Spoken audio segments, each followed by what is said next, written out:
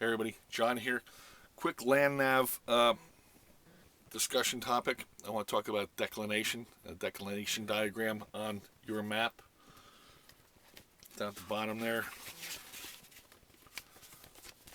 This thing, all right?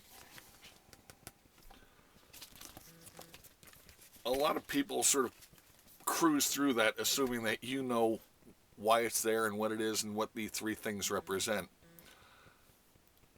All we're going to do right now is talk about that. We're going to talk about it quickly. All right?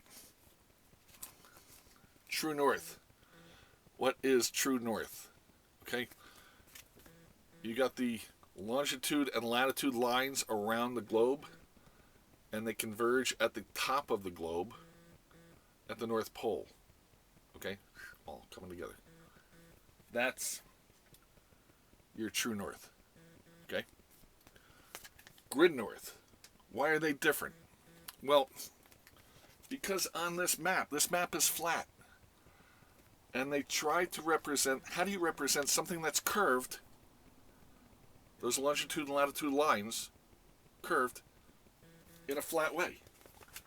Well, there's got to be some distortion, okay? Think about it. At the equator, the lines are all, let's say, uniform. But as we go up around the sphere, they begin to taper, like blocks in an igloo, if you know what I'm talking about. Little keystoning is another term, going around the sphere. And that has to be addressed, basically, on your map. So that's why there's a slight difference between true north and grid north.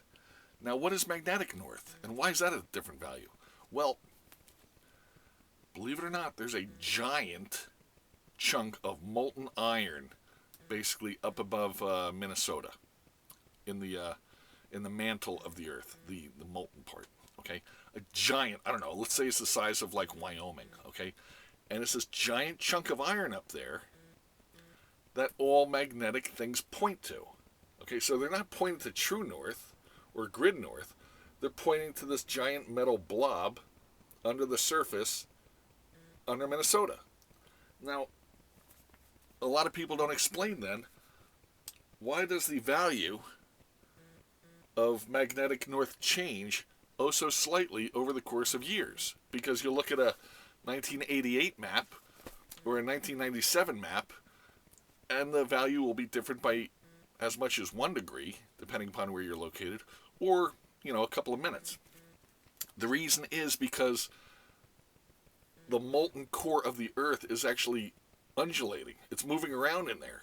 So that giant blob of iron up over Minnesota is actually moving east.